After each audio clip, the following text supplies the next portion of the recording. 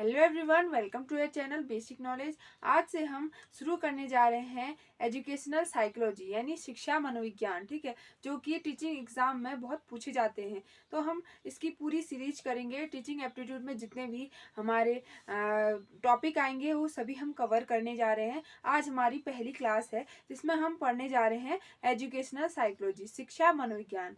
आखिर शिक्षा मनोविज्ञान किसे कहते हैं? ज़्यादातर लोग इसमें तो शुरू करते हैं।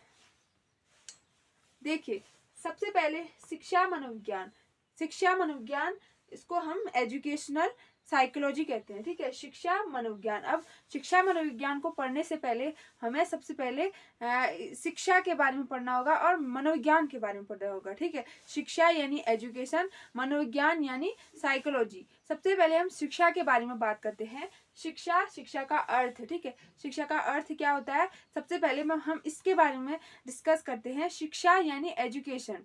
ठीक है, शिक्षा क्या होती है?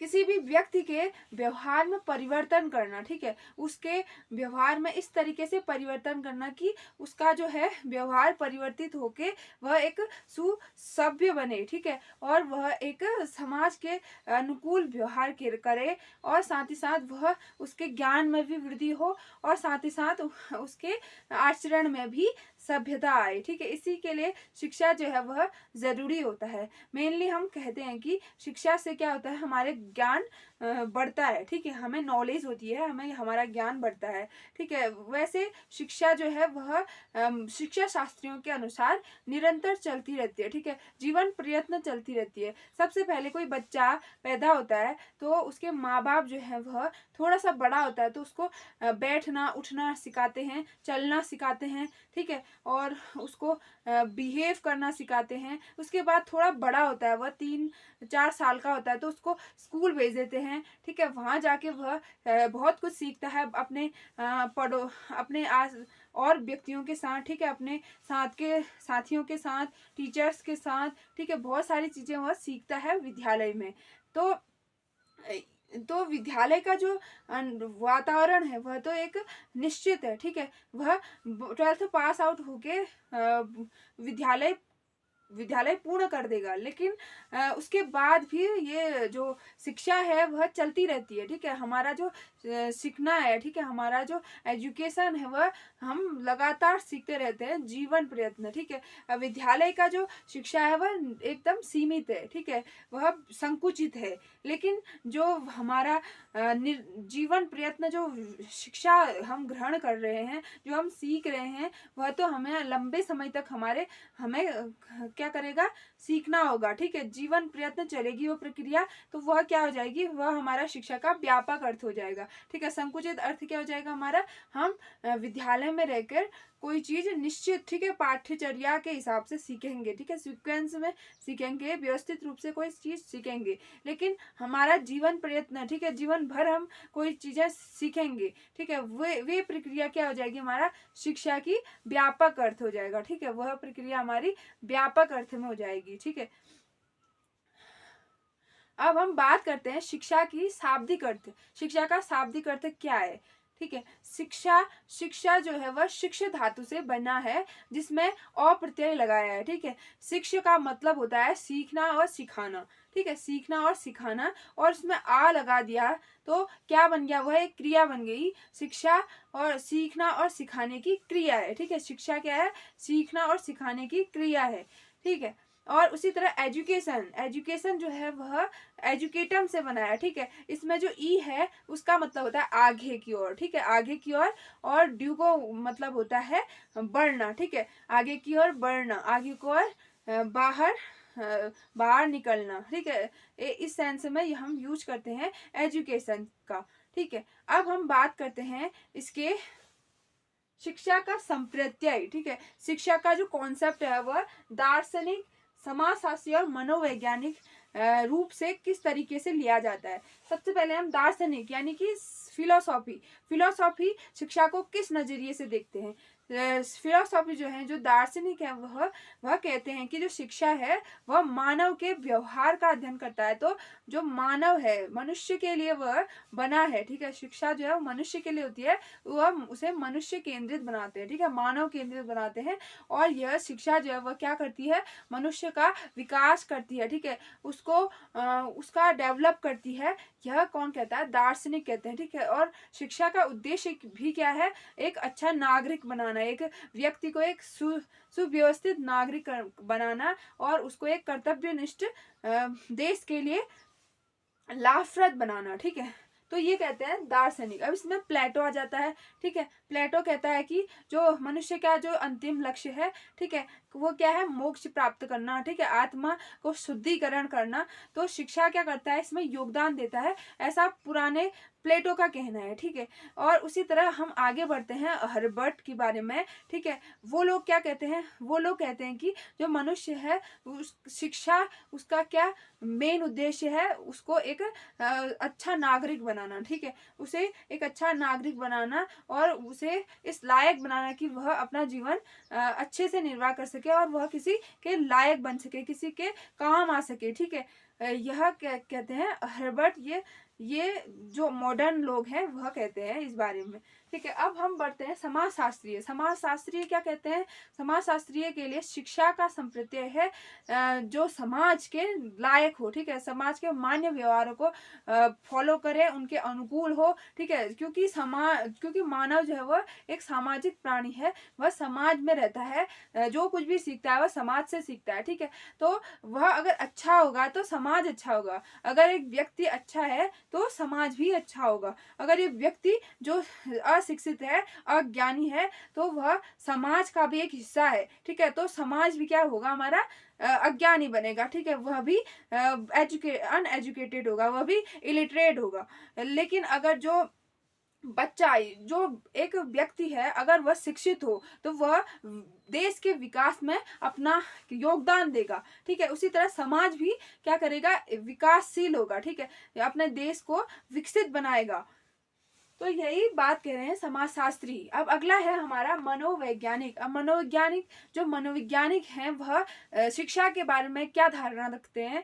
वह कहते हैं कि जो मानव है उसका व्यवहार, ठीक है, वह कुछ चीजें जन्मजात लेता है, कुछ चीजें पीढ़ी दर पीढ़ी उसमें आती हैं, कुछ क्वालिटी, और उन्हीं का वह विकास करता है। और उसी तरह कुछ व्यवहार उसमें अवांछित होते हैं, ठीक है, कुछ व्यवहार ऐसे होते हैं, कोई कारक, ठीक है, कुछ प्रेरक ऐसे होते हैं जो जिनका डेवलप करना है, ठीक है, उनको विकसित करना है। तो ये चीज कौन करता है? ये चीज शिक्षा करती है, ठीक है। ऐसा कहते हैं मनोवैज्ञानिक, वह इस चीज को मनोविज्ञान के हिसाब से सोचते हैं, ठीक है।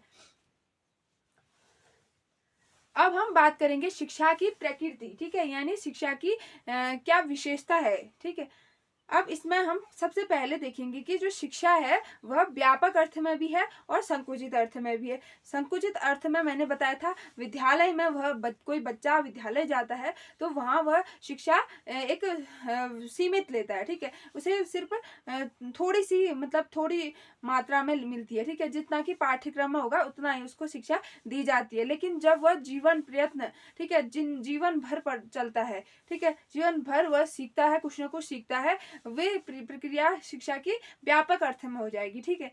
अब दूसरी है इसकी विशेषता कि कुछ क्वालिटी जो होती हैं वह जन्मजात होती हैं और कुछ क्वालिटी वह वातावरण से सीखता है। कोई भी व्यक्ति कुछ चीजें कहाँ से सीखता है? वातावरण से सीखता है, ठीक है, पर्यावरण से सीखता है। लेकिन कुछ क्वालिटी जो है वह उसे पूर्वजों से मिली होती है, अपने माता पिता से वह अर्जित करता है। तो उन्हीं गुणों को, ठीक है, उन दोनों गुणों को क्या करना? विकास करना, ठीक है, उनका डेवलप करना, उनको विकसित करना, यह काम किसका होता है? यह काम शिक्षा का होता है, ठीक है, यह भी इसकी विशेषता है। और शिक्षा जो है वह एक स्व उद्देशीय प्रक्रिया है, यानी कि उसका एक फिक्स ऑब्जेक्ट है, ठीक है, एक एम है उसका, ठीक है। शिक्षा का क्या एम है?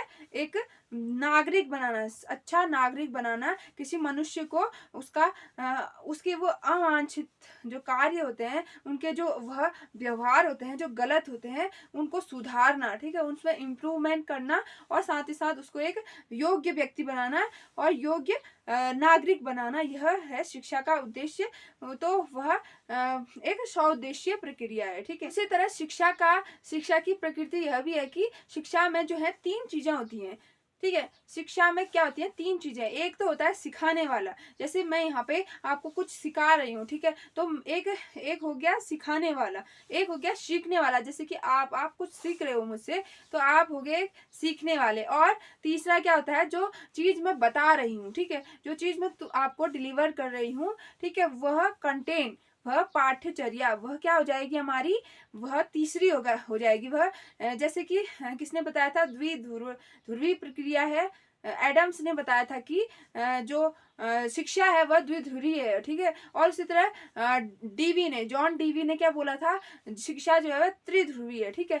3 में कौन कौन आ जाएंगे? 3 में आ जाएंगे सीखने वाला, सिखाने वाला और पाठ्यक्रम, ठीक है। तो इसमें शिक्षा की एक विशेषता है कि इसमें 3 चीजें होंगी, एक सीखने वाला, सिखाने वाला और पाठ्यक्रम। अब जो सिखाने वाला है वह आपके सामने भी हो सकता है और पर्दे के पीछे भी हो सकता है। सामने जैसे कि स्कूल में हम फेस टू फेस बात करते हैं, लेकिन ऑनलाइन जैसे हम पढ़ा रहे हैं तो हम पर्दे के पीछे आपको कोई चीज सिखा रहे हैं, ठीक है। और अगला है इसकी विशेषता, जो शिक्षा है वो विकासशील होती है, ठीक है, हमेशा विकासशील ही होती है, कभी भी वह घटती नहीं है, ठीक है। जब भी आप कुछ सीखोगे तो आपको आपका क्या होगा? इम्प्रूवमेंट होगा, या फिर आपका विकास होगा, ठीक है।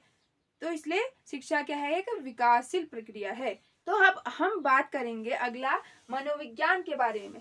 मनोविज्ञान यानी साइकोलॉजी, ये क्या होती है? जैसे कि मनोविज्ञान, ठीक है, मनोविज्ञान सबसे पहले हम इसकी उद्भव, ठीक है, इसकी उत्पत्ति कैसे हुई, इसका उद्भव, इसका ओरिजिन कैसे हुआ, इसके बारे में बात करते हैं, ठीक है।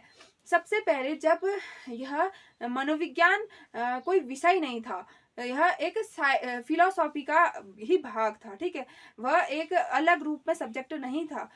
फिर जब आए अरस्तु, ठीक है, जब अरस्तु आए तो उन्होंने फिलोसॉफी से इस मनोविज्ञान की धारणा को आगे लाया, ठीक है। उन्होंने ही बताया कि जो मनोविज्ञान है वह सब्जेक्ट अलग होना चाहिए, ठीक है, वह फिलोसॉफी का भाग नहीं है। तो जो जननी है मनोविज्ञान की, वह कौन है? दर्शन शास्त्र यानी फिलोसॉफी। और जनक कौन है इसके? अरस्तु है, ठीक है। और आधुनिक कहेगा तो विलियम जेम्स है, ठीक है, वो आगे बात करेंगे उसके बारे में। जो मनोविज्ञान है वह सबसे पहले दर्शन शास्त्र से ही आया था। फिर उसके बाद सबसे पहले इसको हम आत्मा का विज्ञान कहते थे, जो कि आत्मा का अध्ययन कराता है, ठीक है। लेकिन जो आत्मा है, ठीक है, आत्मा का कोई कॉन्सेप्ट नहीं है, कोई वह एक अमूर्त चीज है, ठीक है। तो इस धारणा को जो है रिजेक्ट कर दिया गया, इस धारणा को अस्वीकार कर दिया गया। तो इसके बाद यह किसका रूप धारण कर लेता है? यह मन के विज्ञान के रूप में आता है, ठीक है। मन के विज्ञान के रूप में इसको कौन लाता है? इसको पोम्पोलॉजी लाते हैं, ठीक है। पोम्पोलॉजी इटली के थे, ठीक है, वह इस विज्ञान के नए रूप को लाते हैं, जिसमें कहा जाता है कि जो मन है, जो मस्तिष्क है, हमारा दिमाग है, उसके विज्ञान को ही हम कहते हैं मनोविज्ञान कहते हैं। जैसा कि मनोविज्ञान मन का विज्ञान, ठीक है। तो पोम्पोलॉजी इसको लाते हैं, लेकिन इसको भी अस्वीकार कर देते हैं, क्योंकि मन मस्तिष्क का भी कोई कॉन्सेप्ट निकल कर नहीं आता है सामने सही रूप में, तो इसको भी रिजेक्शन मिलता है। उसके बाद आता है हमारा चेतना का विज्ञान, जिसे लाते हैं विलियम वुंट, ठीक है। विलियम वुंट लेकर आते हैं चेतना का विज्ञान। इसमें कहा जाता है कि हमारी जो चेतना है, हमारा जो सेंस है, ठीक है, वह ही उसी का ही अध्ययन ही कहलाता है हमारा मनोविज्ञान। तो इस धारणा को भी अस्वीकार कर दिया गया, क्योंकि यह क्या बताता था? यह हमारे आंतरिक चीजों को बताता था, ठीक है, अंदर की बातों को बताता था, और यह हमारे बाहर के जो हम एक्टिविटी कर रहे हैं उसको नहीं बताता था। और साथ में कहा गया कि जो चेतना है वह भी 3 प्रकार की है, ठीक है। अर्धचेतना, अचेतना और चेतना, ठीक है, चेतना, अर्धचेतना और अचेतना, ठीक है। तो इसको भी रिजेक्शन मिला क्योंकि इसका भी कोई तुक नहीं बैठ रहा था। तो इसके बाद जो नया विज्ञान आया, ठीक है, जिसका नाम था व्यवहार का विज्ञान, ठीक है, जिसे लेके आए हमारे वॉटसन, ठीक है, जेबी वॉटसन लेकर आए थे। इसमें कहा गया कि जो मानव का, ठीक है, मानव या जीव जंतु दोनों, ठीक है, इसमें दोनों इंक्लूड है मनोविज्ञान में, तो उनके जो भी हमारे प्रेरक, जो कारक, जो नियंत्रक, ठीक है, जो भी उनके बिहेव हैं, जो उनके व्यवहार हैं, उनके अध्ययन को ही हम क्या कहेंगे, मनोविज्ञान कहेंगे, ठीक है। यह धारणा लेके आए थे यह धारणा लेके आए थे जेबी वॉटसन, ठीक है। अब हमारा व्यवहार का विज्ञान तो आ गया, ठीक है। तो इसी को क्या कहा गया, हमारा रियल का मनोविज्ञान कहा गया।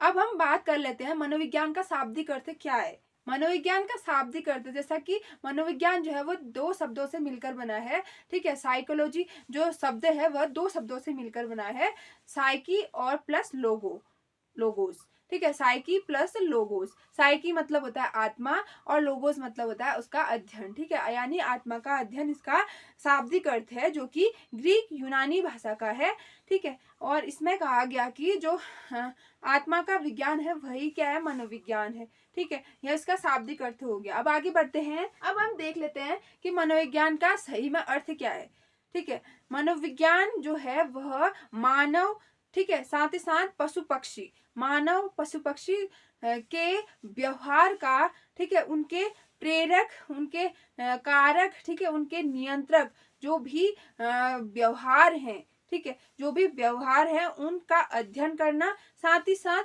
उन पर नियंत्रण करना, उसकी समस्याओं को समाधान करना, ठीक है, ये सब मनोविज्ञान का अर्थ है, ठीक है। मनोविज्ञान में ये सभी चीजें आती है। मनोविज्ञान का कार्य क्या है, मनोविज्ञान क्या करता है, हमारे जो व्यवहार है, ठीक है, उनका अध्ययन करता है, उन पर नियंत्रण करता है और उनसे संबंधित समस्याओं का निवारण करता है। जैसे फॉर एग्जांपल हमें कभी कोई मेंटल डिप्रेशन में चले जाते हैं, जब मान लो, तो हम किसके पास जाते हैं, हम साइकेट्रिस्ट के पास जाते हैं ना, जो मनोवैज्ञानिक होता है उसके पास जाते हैं और वह हमारी समस्याओं को सॉल्व करता है। तो जो मनोविज्ञान क्या करता है, वह यही करता है, वह एक तो अध्ययन करेगा, दूसरा उस पर समस्याएं जो भी प्रॉब्लम आएंगी उनको सॉल्व करेगा। अब हम बात करेंगे मनोविज्ञान की प्रकृति। मनोविज्ञान की प्रकृति क्या है, यानी मनोविज्ञान की विशेषताएं क्या है। पहली मनोविज्ञान की प्रकृति है, विशेषता है मानव व पशुओं के व्यवहार का अध्ययन। मैंने जैसा बता दिया आपको कि जो मनोविज्ञान है वह क्या है, मानव और पशुओं का अध्ययन करना है, ठीक है। उनमें मानव पशु पक्षियों के व्यवहार का अध्ययन किया जाता है। अगला है व्यवहार के जन्मजात और पर्यावरणीय कारक। जो व्यवहार होते हैं मानव और पशु पक्षियों के, जो व्यवहार होते हैं उनका क्या करता है, जो उनको अर्जित गुण होते हैं, ठीक है, जो उनके माता पिता से मिले होते हैं, और साथ ही साथ जो पर्यावरणीय गुण होते हैं, ठीक है, उनका विकास करना, ठीक है, उनका विकास करना भी मनोविज्ञान का एक विशेषता है, उनकी एक प्रकृति है, ठीक है। अगला है व्यवहार को नियंत्रित और परिवर्तित, ठीक है। व्यवहार, अगर कोई अवांछित व्यवहार है, ठीक है, अमान्य व्यवहार है, तो उसको क्या करेगा, वह रोकेगा, उसको नियंत्रित करेगा, ठीक है, और परिवर्तित करेगा, ठीक है। ये काम भी किसका है, मनोविज्ञान का है। अगला व्यवहार से संबंधित समस्या समाधान। व्यवहार, अगर हमारे व्यवहार से कोई परेशानी हो रही, कोई प्रॉब्लम हो रही है, ठीक है, मान लो एक बच्चा है वह गलत कार्य कर रहा है, ठीक है, चोरी कर रहा है, तो अब हमको क्या करना पड़ेगा, उसके व्यवहार को नियंत्रित करना पड़ेगा, उसको रोकना पड़ेगा, ठीक है, उसके समस्या का सॉल्यूशन करना पड़ेगा। तो वही काम क्या करता है, मनोविज्ञान करता है।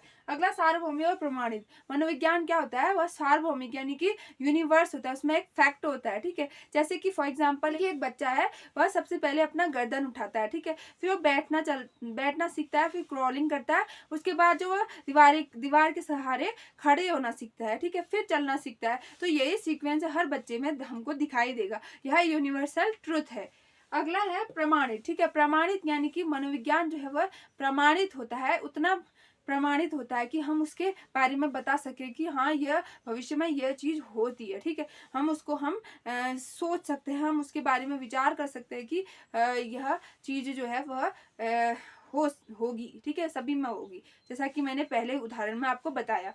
अगला है हमारा निकटतम शुद्ध। यह निकटतम शुद्ध होता है, हालांकि यह पूर्ण रूप से तो शुद्ध नहीं होता है जिस तरीके से विज्ञान होता है, लेकिन यह निकटतम शुद्ध होता है। ठीक है, अब हम बात करेंगे शिक्षा और मनोविज्ञान में संबंध। शिक्षा और मनोविज्ञान एक दूसरे से रिलेटेड है। जिस तरीके से शिक्षा में कहा है कि जो मानव है उसका ज्ञान और उसके कौशल का विकास करना, ठीक है, और उसके व्यवहार को वांछित रूप में परिवर्तित करना। उसी तरह मनोविज्ञान में कहा है कि मानव का जो व्यवहार है उसमें परिमार्जित परिवर्तन करना, ठीक है, और उसका अध्ययन करना, उसके व्यवहार का अध्ययन करना, उसको नियंत्रण करना और परिवर्तित करना। ठीक है, तो ये दोनों ही मानव के व्यवहार से रिलेटेड हैं। ठीक है, उनकी बात करते हैं, मानव के व्यवहार की बात करते हैं, तो ये एक दूसरे से संबंधित है। ठीक है, अब देखते हैं कि मनोविज्ञान का शिक्षा में क्या प्रभाव है। ठीक है, उद्देश्य से रिलेटेड मनोविज्ञान का शिक्षा में क्या प्रभाव है। जो शिक्षा के स्तर हैं, ठीक है, जो शिक्षा के स्तर हैं वह उसके उद्देश्य, शिक्षा के स्तर कितने हैं? 3 हैं। पहला है हमारा स्मृति स्तर, दूसरा है बोध स्तर और तीसरा है चिंतन स्तर। तो जो स्तर के हिसाब से क्या उद्देश्य रखे जाएं और क्या लिमिटेशन होनी चाहिए, ये क्या फिक्स करता है? मनोविज्ञान फिक्स करता है। ठीक है, उसके बाद पाठ्यचर्या यानी कि जो सिलेबस होता है, ठीक है, वह किस तरीके का रखना चाहिए। जैसा कि आप पहले जानते होंगे कि पहला पाठ्यक्रम कैसा था। पहले जमाने का पाठ्यक्रम ज्ञान केंद्रित है। ठीक है, ज्ञान केंद्रित था, उसमें विद्यार्थी को ज्यादा प्रायोरिटी नहीं दी जाती थी, उसे नॉलेज, ठीक है, ज्ञान को ज्यादा प्रायोरिटी दी जाती थी। लेकिन मनोविज्ञान के आने के बाद जो है जो बच्चा है, ठीक है, जो स्टूडेंट्स है, उसके रुचि को ध्यान में रखकर बनाया जाता है कोई भी पाठ्यक्रम, और या फिर उसके व्यक्ति विभिन्नता, ठीक है, अलग अलग लोग अलग अलग होते हैं, उस हिसाब से पाठ्यक्रम रखा जाता है। ठीक है, और साथ ही साथ उसमें एक्टिविटी भी लाई जाती है। जैसे कि आपने एनसीईआरटी में देखा होगा, एनसीईआरटी बुक में एक्टिविटी भी होती है साथ में, और उसके रिलेटेड क्वेश्चन आंसर भी होते हैं जो उनको स्टूडेंट्स के बौद्धिक स्तर को बढ़ाते हैं। ठीक है, उस तरीके का पाठ्यचर्या लाया है किसने? मनोविज्ञान ने। अगला है हमारा शिक्षण विधियां, टीचिंग मेथड। ठीक है, मनोविज्ञान के आने के बाद जो शिक्षण विधियां हैं उनमें बहुत सारा चेंजेस हुआ है। जैसे कि पहले कैसी शिक्षण विधियां थी? व्याख्यान विधि थी। ठीक है, व्याख्यान विधि थी, और उसमें टीचर्स को प्रायोरिटी दी जाती थी, जो वो पढ़ाएगा वही बच्चे पढ़ते थे। ठीक है, और वह शिक्षक को एज अ डोमिनेट बनाया जाता था, वही शासन करता था टीचिंग प्रोसेस का। ठीक है, लेकिन आज की टीचिंग कैसी है? आज की टीचिंग में एक्टिविटी बेस्ड है। ठीक है, बच्चों को क्रियाकलाप कराए जाते हैं, उनसे उनको क्रिएटिव बनाया जाता है उनको, और जो शिक्षण विधियां है उनमें उनको खेल से पढ़ाया जाता है। जैसे छोटे बच्चे हैं, ठीक है, उनको अगर तुम व्याख्यान देने लगे तो वह रुचि नहीं दिखाएंगे अपनी पढ़ाई में, तो उनको खेल के विधि से पढ़ाया जाता है। उसी तरह जो किशोर है, ठीक है, वह तर्क वितर्क करते हैं ज्यादा, ठीक है, वाद विवाद करते हैं, तो उनको उस तरीके से पढ़ाया जाता है। ठीक है, इसमें भी बहुत चेंजेस आया मनोविज्ञान के आने से। अगला है अनुशासन। ठीक है, डिसिप्लिन पहले कैसे होता था? पहले जो है विद्यालय में बहुत कठोर अनुशासन होता था। ठीक है, भयपूर्ण वातावरण होता था, बच्चे जो है वह डरे हुए रहते थे। ठीक है, और वह कुछ पूछने के लिए भी झिझकते थे। लेकिन आज की जो मनोविज्ञान की जो लेकिन आज देखिए, आज हमारा जो विद्यालय है उनमें अनुशासन जो है वह स्वतंत्रता पूर्वक है। सभी विद्यार्थी जो है वह खुल के अच्छे से रहते हैं, और वह कोई भी एक्टिविटी करना चाहे वो करते हैं, और साथ ही साथ उनका जो एक्टिविटी लेवल है, उनके क्रियात्मक लेवल है, ठीक है, वह बढ़ गया है। जैसे उनका ज्ञानात्मक, भावात्मक, क्रियात्मक तीनों प्रकार का विकास हो रहा है। ठीक है, अब आगे देखते हैं शिक्षक। जैसे कि पहले शिक्षक क्या होता था, एक संप्रेषक होता था, एक डोमिनेट होता था, ठीक है, और वह टीचिंग प्रोसेस में उसको ही सबसे ज्यादा प्रायोरिटी दी जाती थी। लेकिन आजकल वह एक फैसिलिटेटर की तरह है, वह एक गाइडर की तरह है सिर्फ। अगला है शिक्षार्थी। शिक्षार्थी जैसा कि आप जानते हैं, पिछली जो पाठ्यचर्या होती थी वह शिक्षा केंद्रित, शिक्षक केंद्रित होती थी, ठीक है। लेकिन आजकल क्या हो रहा है, मनोविज्ञान के आने से जो जो टीचिंग प्रोसेस है वह कैसी हो रही है, वह छात्र केंद्रित होती है, ठीक है। वह छात्र को ध्यान में रखकर की जाती है। जो भी छात्र को सही लगे, उसकी रुचियों को ध्यान में रखा जाता है, उसके व्यक्ति विभिन्नता को ध्यान में रखा जाता है, जिससे कि अलग अलग कैटेगरी में उसे बांटा है। मेधावी छात्र अलग होते हैं, उसी तरह प्रतिभाशाली, ठीक है, उस तरह मंदबुद्धि बालक अलग, और जो पिछड़े बालक है वह अलग। उनको उनके लेवल के हिसाब से सिखाया जाता है, ठीक है। भले ही वह क्लास में एक साथ होते हैं, लेकिन उनको उन पर ज्यादा ध्यान दिया जाता है, जो कि मंद बुद्धि के बालक है, ठीक है।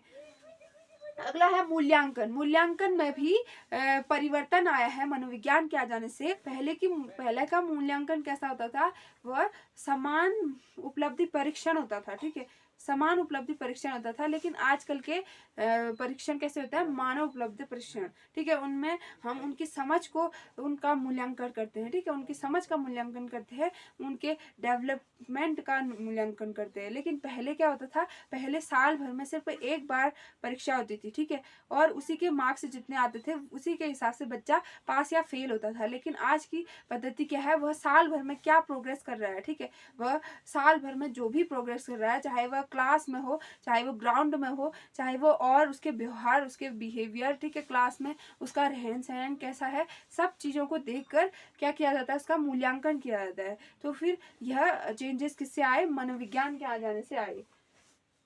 तो यहीं पे हमारा ये वीडियो खत्म होता है। हमने इसमें आज के वीडियो में शिक्षा के बारे में पढ़ा, शिक्षा के संपत्ति के बारे में पढ़ा, प्रकृति के बारे में पढ़ा, मनोविज्ञान का अर्थ पढ़ा, मनोविज्ञान की प्रकृति विशेषता पढ़ी, और शिक्षा और मनोविज्ञान में संबंध पढ़ा, ठीक है। अब अगले वीडियो में हम बात करेंगे शिक्षा मनोविज्ञान के बारे में। शिक्षा मनोविज्ञान की प्रकृति, उसके क्षेत्र जितने भी हैं, ठीक है, उसका संबंध सभी के साथ, ये सब हम अगले वीडियो में पढ़ेंगे। और आई होप आपको ये वीडियो अच्छा लगा होगा। अगर आपको ये वीडियो अच्छा लगा, पसंद आया, तो आप लाइक शेयर एंड सब्सक्राइब करना ना भूलें। अगले वीडियो में मिलते हैं, तब तक के लिए गुड बाय।